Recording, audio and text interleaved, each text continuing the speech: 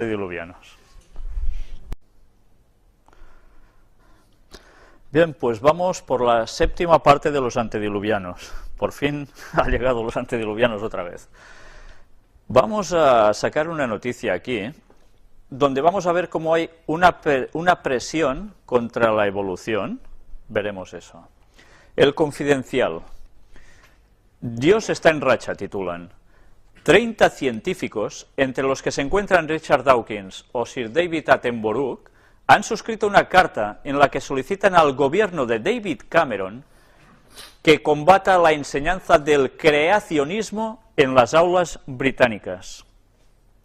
Según los expertos, algunas fundaciones están abriendo la puerta a la difusión en las escuelas de la teoría del diseño inteligente, una doctrina que goza de gran predicamento en Estados Unidos y que no debería estar presente de ningún modo en las escuelas, y menos aún si se financian a través de fondos públicos. Para los firmantes, tales teorías no son más que la punta de lanza de un fundamentalismo religioso que amenaza la vida pública. Según Rafael Navarro Valls, que ya sabéis que era un señor que estaba precisamente de vocero en el Vaticano, catedrático de Derecho Canónico de la Universidad Complutense de Madrid, esa opinión suele proferirse desde el fundamentalismo laicista. Dice, es una calificación que nace de la ignorancia, ya que las teorías comúnmente aceptadas tampoco son tan sólidas como se pretende. Sí, como se ha dicho, se tardaron unos 2 millones de años en manipular una piedra para construir una lanza y medio millón de años más para pintar unos bisontes en las cuevas. Es solamente una teoría sujeta a comprobación decir que el azar produjo entre los años 12 a 15.000 a.C. un salto cualitativo que llevó al lenguaje en el hombre. Más razonable es entender, como ha dicho el Papa Ratzinger, que si la evolución no va acompañada de una razón creadora, no es posible explicar el orden en este mundo. ¿Veis qué bien quedan ellos? Evolución con creación, todo mezcladito y patam, para adentro. En todo caso, el asunto del creacionismo pone de relieve hasta qué punto estamos viviendo nuevas expresiones de ese enfrentamiento entre ciencia y religión que tan presente estuvo en el debate público del siglo pasado. Para Santiago Collado, físico, filósofo y subdirector del Grupo de Investigación Ciencia, Razón y Fe de la Universidad de Navarra, algunas personas siguen viendo la religión como un problema para la ciencia, especialmente cuando hablamos de algunos asuntos controvertidos, como es la clonación. Sin embargo, es sencillo entender que no se trata de cosas incompatibles. Según Collado, que la teoría del diseño inteligente no debe ser estudiada en las escuelas como ciencia, no implica que haya de excluirse también la posibilidad de encontrar una explicación a nuestra existencia desde la religión. Tan desorientado es tratar de demostrar a Dios con una fórmula matemática, como decir que la ciencia demuestra por completo que Dios no existe. Los extremos se tocan. Para Navarro Valls, el diseño inteligente, que es una hipótesis defendida por algunos grupos de fundamentalistas americanos, no debe confundirse con el hecho de que la religión católica acepte un Dios creador y personal. También hay creyentes que aceptan las teorías evolutivas sin menoscabo de su fe. Pues qué difícil es hacer eso, ¿eh? Aceptar teorías evolutivas sin menoscabo de la fe. Sin embargo, no entiende que enseñar dicha teoría sea inconveniente, siempre que se haga con los naturales matices aclaratorios para no confundir o malinterpretar los términos del debate. A pesar de tales argumentos, no parece que dichas doctrinas vayan a hacer acto de presencia en las escuelas españolas, ya que nuestros gobernantes comparten el punto de vista adoptado por el gabinete de Cameron. Los británicos no aceptarán ninguna propuesta de academia o escuela privada encaminada a la enseñanza del creacionismo en el currículo científico o como alternativa a las teorías aceptadas, ya que entienden que las creencias religiosas no deben aparecer en el espacio público, especialmente cuando nos enfrentamos a un contexto social en el que las manifestaciones fundamentalistas están creciendo, sobre todo las que provienen del islamismo radical. Creer o no en Dios es algo personal y, por tanto, se trata de un asunto que debe permanecer en el entorno privado. Ya estamos viendo cómo van preparando los terrenos para encajar cosas inencajables. Sin embargo, para algunos creyentes españoles esa idea no es aceptable y está mucho menos extendida de lo que parece. En realidad, señala Navarro Valls, esa tendencia a excluir la religión del espacio público se da solamente en Europa y dentro de ella, solo en algunos países, cuya suma de poblaciones cabría cómodamente en un pequeño rincón del desierto del Sáhara. Esta posición no es realista, ya que en América, Norte y Sur, Asia, África y Oceanía, se acepta con normalidad que la religión es importante en la vida social y política. No es algo vergonzante que haya que mantener en oscuros arcanos privados. Por ejemplo, en la toma de posesión de Obama, este citó 4 veces a Dios. O cuando Kennedy concurrió a la presidencia de Estados Unidos contra Nixon, no temía que su condición de católico se convirtiera en un problema intelectualmente relevante. Lo que temía, y en parte se confirmó, es que las manipulaciones de una pequeña parte de sus adversarios políticos lo transformaran en una ominosa corriente de rencor subterráneo, haciéndole aparecer como un hooligan de la política. El problema para Navarro Valls es que vivimos en un entorno de macartismo religioso, que tiende a convertir en un leproso político al hombre con determinadas convicciones. La realidad es que en el siglo XXI, Dios está en racha. Vamos a ir viendo cómo los planteamientos que ellos dan es mezclar ciencia con creencia religiosa. Pero mirad qué bien se lo montan, que descartan la creación tal como aparece en el relato bíblico, con lo cual, si destrozan el relato del Génesis y aceptan que Dios interviene a través de la evolución en el sistema para crearlo todo, ¿qué se están fulminando automáticamente? El sábado.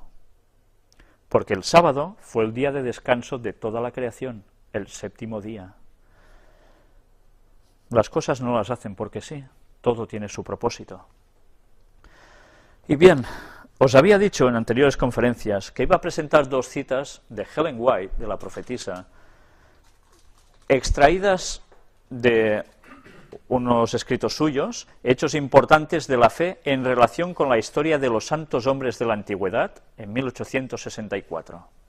Estas 2 citas tan polémicas marcaron un antes y un después en la interpretación de lo que pudo pasar antes y después del diluvio. Estas 2 citas han dividido incluso a los propios adventistas. Para querer interpretar cosas tal como ella no decía y quedar bien con los demás, tomaron cierta postura, que fue la mayoritaria. Nosotros vamos a ver, en lo que resta de conferencias, que creo que con otra más ya bastará, cómo se desarrolló esa polémica debido a sus declaraciones. Estas 2 citas de ella aparecieron en sus escritos, pero después ya no se incluyeron en un cierto libro para evitar la problemática que conllevaron. Pero ¿sabéis una cosa?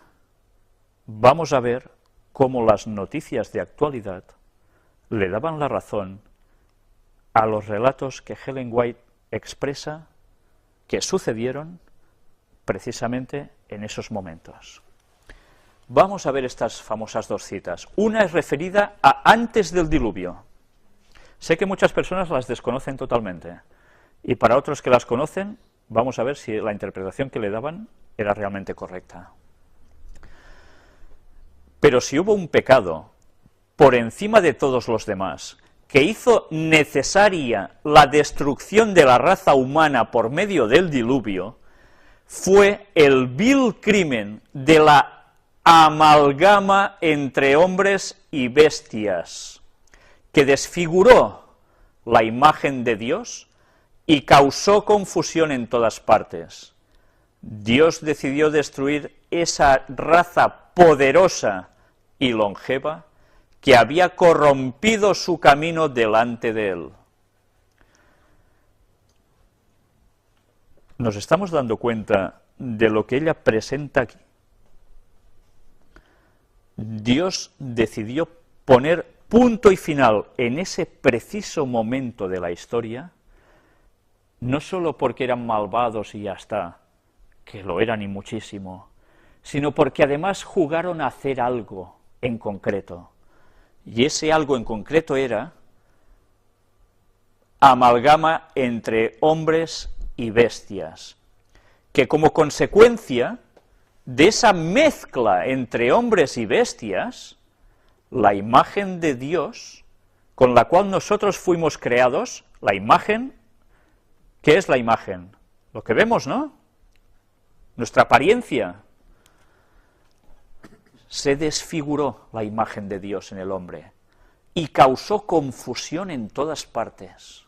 Dios dijo, hasta aquí habéis llegado. Ellos habían jugado a ser Dios. Amalgama es una mezcla de factores distintos entre hombres y bestias. Esto es lo que trajo la gran duda a la escritura de este texto. Había personas que decían, amalgama entre hombres y bestias quiere decir que un hombre hace una aberración con una bestia y la bestia tiene pues un producto mezclado entre hombre y bestia. O al revés. O la mujer hace algo con una bestia y sale un engendro. ¿Se estaba refiriendo a esto el Ellen White? ¿O se estaba refiriendo al poder que tenía el hombre de manipular la genética, que es muy distinto? Vamos a ver otra cita, porque esto ha traído montones de discusión. La mayor parte de los adventistas del séptimo día actuales desconocen esta cita, por desgracia. Pero pensad que esta cita vamos a demostrar en lo que queda de conferencia sobre los antediluvianos que esto no son bobadas lo que hemos dicho. Pero vamos a ver la otra cita antes de seguir. Referida después del diluvio, no antes, después. Todas las especies de animales que Dios había creado fueron preservadas en el arca. Las especies mixtas que Dios no creó y que fueron el resultado de la amalgama, de esa mezcla, fueron destruidas por el diluvio. Algunos decían, los dinosaurios deberían ser una mezcla, por tanto, Dios los destruye. Bueno, ya vimos que había otras citas de Ellen White que no decían esto precisamente, sino porque era que podían traer problemas al hombre después del diluvio por cómo eran. Aquí nos está hablando de esas especies mixtas que Dios no creó, pero el hombre sí. Desde el diluvio ha habido amalgamas entre seres humanos y bestias. Después del diluvio, aún pudieron hacer amalgamas entre seres humanos y bestias, porque algo tenían aún de tecnología, algo sabían hacer aún, después del diluvio, que ya habían hecho antes del diluvio. Y ella dice, como puede verse en las casi innumerables especies de animales y ciertas razas de hombres. Y gente dijo, ¿qué dice Ellen White? Es una racista, está acusando a la raza negra de ser quién sabe qué. Sí, hubo gente que hasta dijo esto, y que aún lo mantiene, para acusar a Ellen White como falsa profeta. Ellen White no estaba diciendo esto. Nos estaba hablando de que sí que hay innumerables especies de animales que no son las que Dios creó como tal. ¿Dios creó toda la cantidad de perros distintos que tenemos ahora? ¿Verdad que no? Hubo un original, luego la cosa fue cambiando y ahora aún en día se manipulan entre razas para que salgan otras cosas. Pero esto iba más allá de una sola manipulación normal. Esto se dio ya después del diluvio. Y hasta ciertas razas de hombres. Vamos a ver un comentario más adelante de Uriah Smith, un comentador de los textos de Daniel y Apocalipsis especialmente, adventista, que es genial como interpreta él las cosas y viendo cómo se siguen cumpliendo actualmente, a excepción de algunas pequeñas cosas. Este hombre quiso explicar qué había querido decir Ellen White, porque eran coetáneos, incluso él estuvo en su casa conviviendo con ella y con el marido, con James White, y explicó qué quería decir con esa mezcla también para razas de hombres. Lo veremos en su momento, pero desde luego, si yo ahora cortara aquí la conferencia, seguro que generaba ya un debate. Yo ya he explicado algo, luego iremos demostrando si lo poco que he explicado es demostrable con la fecha de hoy. Vamos a ir viendo cosas. Los humanos anatómicamente modernos se mezclaron en África con otros homínidos arcaicos. Resulta que empiezan a encontrar restos donde lo que parecen humanos estaban mezclados con homínidos arcaicos. Están encontrando cosas que no terminan de cuadrarles. Amalgamas. Ellen White había hablado de amalgamas. Los recientes avances en biología molecular han permitido extraer el ADN de decenas de fósiles. Si se extrae el ADN, ¿para qué sirve? ¿Para qué puede servir extraer el ADN? ¿Para volverlo a hacer? ¿Para volverlo a manipular? ¿Volverlo a crear? Eso es lo que han estado buscando, conseguir ADN de estas cosas tan antiguas. ¿Con qué propósito? Ya iremos viendo poco a poco en esta conferencia y la siguiente el desarrollo de todos estos conceptos. Ahora vamos a hablar de mitología. ¿Sabéis? Cuando hablamos de mitología, a veces lo confundimos con leyendas. Las leyendas pueden ser cosas que verdaderamente son rollos patateros que alguien se ha inventado y ha colado bien. Pero la mitología está basada en hechos que llegaron a acontecer y que se han ido desvirtuando hacia otro foco, pero tienen una base original, concreta, cierta. ¿Por qué voy a hablar ahora de mitología aquí? Tened en la cabeza presente las dos citas de Ellen White, siempre con lo que vais a ver a partir de ahora ya en las conferencias. Todo esto son imágenes, ya veis, no son actuales, sino de imperios y civilizaciones muy antiguas. Yo no sé si veis algo extraño aquí. Veis a un señor que de su mano, de cada brazo, cuelgan dos leones, parecen ser, pero ¿qué hay aquí en sus pies, a cada lado? ¿Veis unos leones con alas y cabeza humana? Dijimos que esto era representación de ¿qué? Hubo un imperio que lo representó así, en la profecía, Babilonia. Esto era solo porque estas personas querían simbolizar su imperio con un gran poder como el león y con alas porque son muy rápidos conquistando y ya está. Sí, por supuesto. Pero esto respondía a mitología, a algo de un pasado remoto. Vamos a ir viendo más imágenes. No sé si veis aquí un hombre, también con un animalito colgando, y aquí que parecen que estén bailando los dos, no sé si un choti es un tango que deberían bailar, pero mirad la persona de la derecha. ¿Qué tiene en la cabeza? Unos cuernos, y no parece indicación de ser ningún casco. Curiosamente, aquí vemos lo que parece un sol en medio. Ya sabemos la simbología del sol para esas gentes, la adoración a su dios, Satanás, con distintos nombres, pero Satanás. Y todo esto formaba parte de ese entorno. Algo más. ¿Qué vemos aquí también? Uy, parece un dálmata, ¿verdad? Este perrito de la izquierda, pero un dálmata un poco extraño. Esto parecen dos alitas, ¿no? Un perro con alas. Qué cosas más tontas de dibujar tenían estos señores, ¿no? Inventarse un perro con alas. Vamos, también pintaría una vaca volando al final, ¿no? Bueno, pues ellos lo pintaron. Esta señora también tiene algo curioso en la cabeza, ¿veis?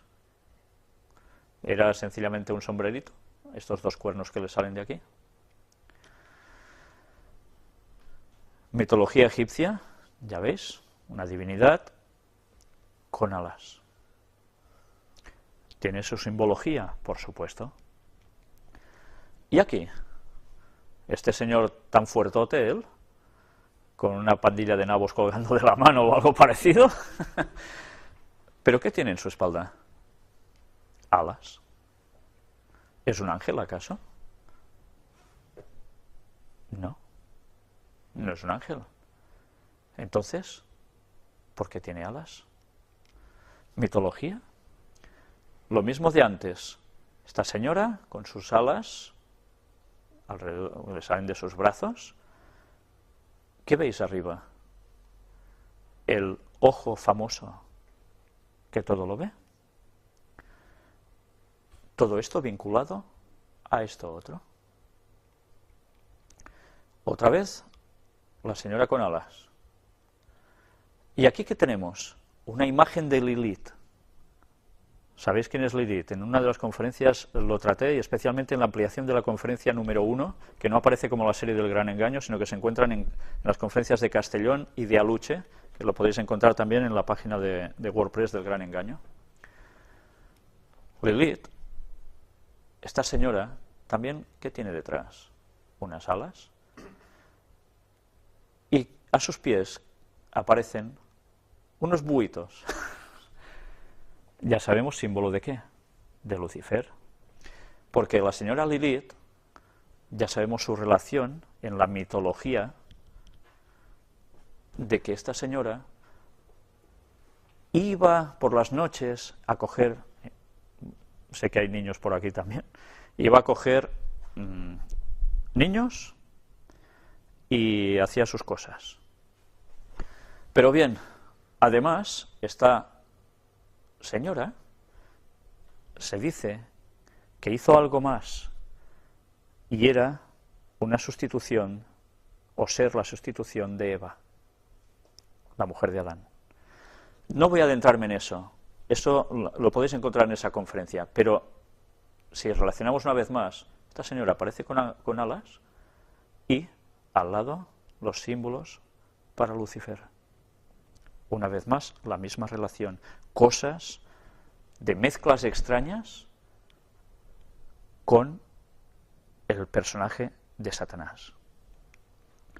Una vez más, señora con alas, por si no habíais visto bastante. Y aquí, parece que lleve algo en la mano este señor, tiene dos pies humanos, dos patitas, su cuerpo, sus manos normales, sus brazos normales, lleva aquí, no sé si, no lo veo bien en la imagen lo que es, pero ¿y su cabeza? ¿Su cabeza es humana? No, es como un águila, ¿no? Mitología. Más mitología. Símbolo solar, lo que tenéis arriba, pero ¿y abajo? Anda, ¿os acordáis de antes que hemos visto unos leoncillos con alas y con cabeza humana? Bien, podríamos hablar sobre los conceptos que se tienen sobre la mitología. La mitología da nombre a ciertos dioses que ellos adoraban, o no, depende, como lo vieran, ¿no? Pero que tenían grandes características que a ellos los sorprendían mucho y tenían unos propósitos que cumplir, estos dioses. Vamos a leer solo esto y luego seguiremos avanzando. Mitología egipcia. Durante la época predinástica, divinizaron aquellos fenómenos naturales que les desconcertaban o infundían temor, de los que no conocían la razón de su proceder. Asociaron estas divinidades con las características de ciertos animales y los representaron con forma humana, aunque conservando rasgos zoomorfos, o sea, de animal. El halcón en el dios Horus, el elevado, dios del cielo, el perro egipcio o chacal del desierto, el guardián de las necrópolis, Se convierte en un dios protector, Anubis, el cocodrilo del Nilo, un peligro constante, en un dios temido, venerado en la región del Fayum, etc. Además, les atribuyeron conceptos humanos, como la relación familiar, por lo que se formaron tríadas compuestas por un dios, su esposa y su hijo. Y también pasiones humanas, por lo que se les rendía culto dando ofrendas en los templos a cambio de favores solicitados o recibidos. Es interesante ver esas mezclas que ellos hablan aquí. Claro, desde nuestro punto de vista actual de científicos, claro, estos son propiedades que ellos ponían a sus divinidades, las mezclaban y tal, pero claro, todo esto eran rollos patateros, no existió. Pero es interesante ver cómo aquí ya aparece que también formaron tríadas. ¿Tríadas qué es? Tres, ¿no? Compuestas por un dios, su esposa y su hijo. Trinidad. ¿Satanás hemos dicho que inventa algo? No. ¿Satanás qué hace? Copia, plagia. Satanás, en todos estos cultos, que en el fondo se le rendían a él, lo que estaba haciendo era copiar, imitar, porque quería ser como la Trinidad que él ha visto en el cielo. Por eso tuvo que inventarse esas tríadas, porque una vez más quiere ser como Dios. Aquí tenéis las principales divinidades paganas, ya veis que son bastante extraños en sus formas, y aquí tendríamos una descripción que no voy a leer de cada uno de sus dioses, porque ya veis que tenían un montón, pero que es interesante que os vayáis quedando más o menos con las fotografías, esas extrañas mezclas de lo que eran. Aquí medio gato, medio persona. Bueno, ya lo vais viendo. No voy a pararme en cada uno de ellos, esto lo podéis parar en vuestras casas. Se da la explicación de cada dios, esa simbología que representaba, etcétera, etcétera. Es muy interesante de ver, porque cuando ya sabemos todo lo otro, esto ya no pensamos automáticamente que solo eran bobadas, en cuentos de viejas cerca del fuego, sino que había algo más. Bueno, aquí una curiosa imagen también, no sé si lo veis, que hay en cada lado de este señor que aparece aquí, los ojitos famosos. Pues bien, vamos a seguir avanzando. Vamos viendo más cosas, más dioses, hay para todos los gustos y todas las formas. Siempre lo que tienen en la cabeza ese disco solar de adoración a Lucifer en todo esto. Y así van pasando uno tras otro. Este muy gracioso, que parece Pepe Pótamo. Pues bien, ahí lo tenéis. Pero ahora vamos a hablar de otro tipo de mitología, que ya no es la egipcia. Y aquí tenéis las cuestiones griegas. El Minotauro. ¿Qué era el Minotauro? Un señor con cuerpo de hombre, pero su cabeza de toro. El laberinto de Creta y el tributo de Atenas. Y aquí también nos habla del Minotauro, nos va explicando más cosas. Toda la historia que ellos cuentan al respecto. La llegada de Teseo a Creta. Aquí también nos sigue explicando más cosas sobre el Minotauro, toda esa historia, las interpretaciones del mito, etc. Pero en la mitología también aparece Medusa, esta señora con una cabellera extraña, que esa cabellera son serpientes. Y aquí el que se la carga. Pero bien, vamos a seguir. O una representación más. Y hay más. Pegaso, ese famoso caballo alado. Aquí tenéis toda la historia.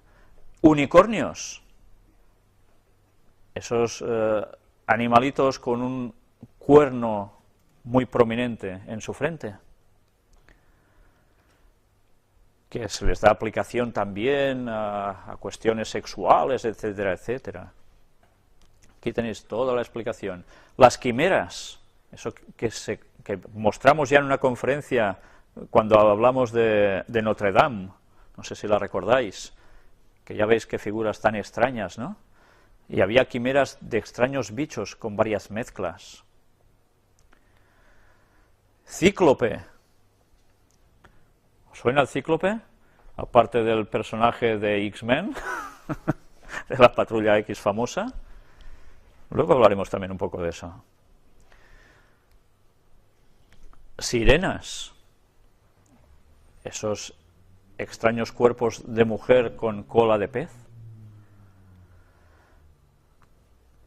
Y ahora, después de dejaros con la mitología, uno puede pensar verdaderamente es que esta gente se les iba a la olla y se inventaban cualquier cosa. Pero la mitología, hemos dicho, tiene reminiscencias de un pasado concreto. Y cuando Helen White escribió eso, estaba describiendo una situación que se había dado en este mundo, que la ciencia ha pasado por alto, porque no le cuadra, pero que se produjo, al igual que todo el relato que nos describe sobre antes del diluvio. Pero ahora vamos a ver cosas que se nos dice ciencia ficción, películas, libros y demás, donde aparecen cosas como esto, El planeta de los simios, que no tuvo solo una película, sino varias secuencias, varias continuaciones, secuelas, sí, gracias.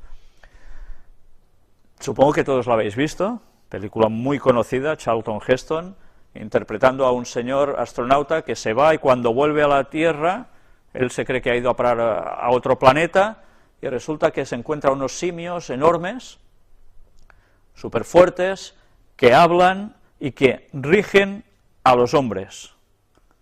Y eso da para muchas secuelas. Pero hay películas como esta otra, La invasión de los ultracuerpos, que por cierto, si la veis sabiendo todo lo que sabéis ahora sobre obeliscos y demás historias, veréis que continuamente van apareciendo imágenes en la película muy sorprendentes, que cuando yo era niño y vi esta película, yo debería tener unos 12 años, no percibí en esos momentos alguna cosa así, pero ni mucho menos. Todo lo que la vi hace poco, precisamente haciendo un repaso para ver qué podía sacar de esto, ¿no? En esta película, que teóricamente nada tiene que ver con todo esto, quedaos solo con estas escenas que estáis viendo aquí. Hay una transformación del ser humano, porque viene un polvo cósmico, parece, que en verdad son alienígenas, que se ponen a hacer unas vainas al lado de los humanos, cuando duermen, y cogen su apariencia, etcétera, etcétera, y el otro muere. Y así van ocupando el planeta. Bien, es toda una trama tonta, ¿no? Bueno, tonta, pero que desde luego está muy bien hecha, ¿no? Pero hay una escena en la película bastante curiosa. ¿Veis aquí? En esta película va saliendo este señor tocando el banjo, parece ser un pobre hombre que va pidiendo y tal, con su perro al lado, y hay un momento en que este señor se queda dormido al lado de su perro. Sabían que si se dormía la gente terminaba mal. Es muy inquietante la película en este momento, pero cuando todo aparece, en una escena de la película de golpe, ha habido una mezcla de cosas, y aparece esta escena que a mí recuerdo que me impactó mucho con 12 años. Claro, ahora lo podemos decir, uy, qué cutre, ¿no? Pero claro, algo aparece como una mezcla.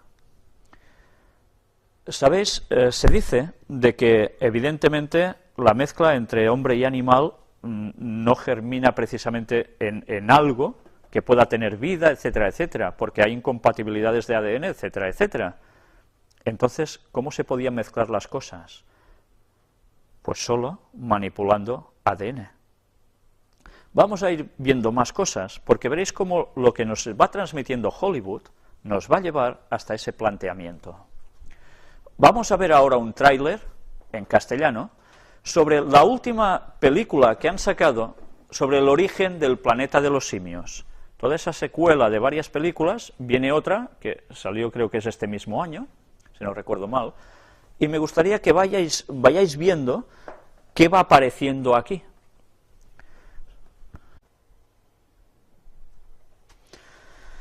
Si os habéis dado cuenta, aquí se habla ya de que hay una cierta manipulación, que provoca en esos simios que sean algo más que simios normales. Esto es ciencia ficción. ¿Sí? ¿Es ciencia ficción? Es curioso, y vamos a ir viéndolo a lo largo de estas charlas que quedan, cómo hay personas que están regulando a través de leyes que esto no se pueda llegar a hacer. El Vaticano ha sacado ya varios comunicados hablando sobre tipos de experimentos que pueden crear cosas extrañas. ¿Creéis que esto sale porque sí? ¿O esto se produce porque ya saben que eso se puede llegar a efectuar en un futuro? ¿O ya se puede llegar a efectuar ahora? Os vais a quedar sorprendidos cuando vayáis siguiendo toda la temática de la conferencia. Vamos a ver ahora el otro tráiler de la misma película en inglés, pero veréis que hay unas secuencias un poco distintas. Vamos a entrarla directamente. Si os habéis fijado, hay un momento, a partir de algunas escenas distintas, donde sale el letrero Evolution, evolución.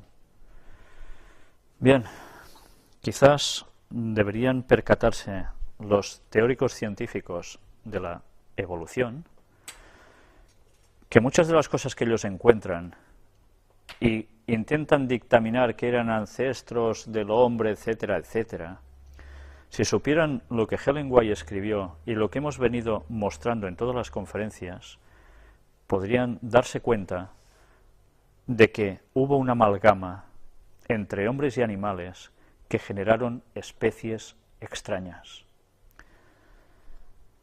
Y eso sí que no es ciencia ficción. Vamos a ir viendo aquí cómo explican la película. Es interesante porque cada una da matices distintos de cómo hay confrontaciones entre los seres humanos y este tipo de simios que mantienen una relación entre ellos. Claro, todo es ciencia ficción, pero ya sabéis que cuando Hollywood lanza los mensajes por algo es. Hay otra película muy curiosa, de Burt Lancaster, La isla del Dr. Moreau. Y es otra película muy curiosa, donde también se habla de una extraña mezcla entre seres humanos y animales. Y esto tiene sus años ya.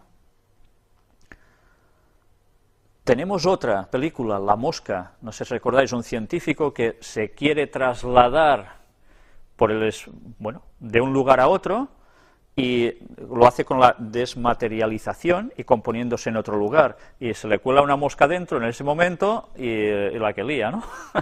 Ya os imagináis lo que sale. Pues bien, sale también una mezcla entre humano y mosca. Esta película ha tenido más versiones. Hay otra también muy curiosa, Los niños del Brasil, con Gregory Peck, Laurence Olivier y James Mason, donde un doctor nazi va a Brasil e intenta hacer algo ya, que en esos años chocó mucho cuando salió este libro y luego la película, que era precisamente hacer reproducciones de ciertas personas en concreto, incluso cuestiones o personajes como Hitler. Todo en plan reproducciones, ¿no? Clonaciones. Frankenstein también, o el moderno Prometeo. Esa extraña mezcla entre varias cosas y hacer una de sola. Es interesante, si podéis parar y leer en vuestras casas todos los argumentos, porque son muy interesantes para que empecéis a asimilar mejor una cosa con otra. Yo, por falta de tiempo aquí, evidentemente no puedo pararme a esto. Se hizo la película también, que también causó con Boris Karloff, el famoso Boris Karloff, estragos. Pero antes hemos hablado de ADN. Hubo una película que también nos hablaba de que en un cierto lugar alguien hizo algo con eso y empezó a crear, ¿qué? Dinosaurios otra vez, como los de antes, Ya sabéis que toda la trama se lía con esto y van teniendo sucesión también estas películas. Pero el ADN, siempre el ADN ahí presente para manipular las cosas.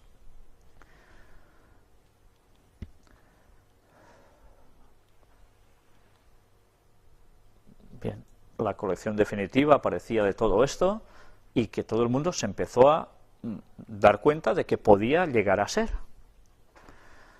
Ellos van preparando nuestras mentes a través de la ciencia ficción con cosas que tienen que ir aconteciendo. Y cuando nosotros vamos asimilando estos conceptos, lo vamos asimilando como algo normal. Había unos cómics de los cuales ahora se hacen película, como por ejemplo X-Men, que son también unos mutantes con poderes muy distintos. Ya no os voy a contar la película porque si no la habéis visto ya sabéis de qué va, y si no ya sabéis dónde podéis ir, a mí que me explicáis. Pero bien, ya sabéis que esto apareció también como cómics Marvel, de hace muchos años atrás, y ahora están triunfando en televisión personajes que tienen unas ciertas cualidades o capacidades porque también tienen mezclas extrañas.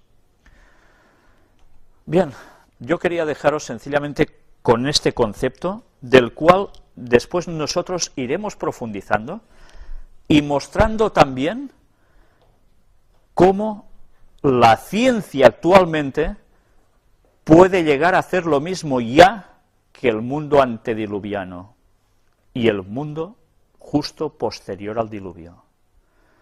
Los hijos de Adán parece ser que no entraron con una mano en cada bolsillo. Pues bien, quiero dejaros aquí para que tengáis presente esto y os vayáis preparando para la próxima conferencia, si Dios quiere, sobre los antediluvianos, en la cual espero terminar, a menos que las noticias nos vuelvan a desbordar. Muchas gracias por vuestra atención. Hasta la próxima.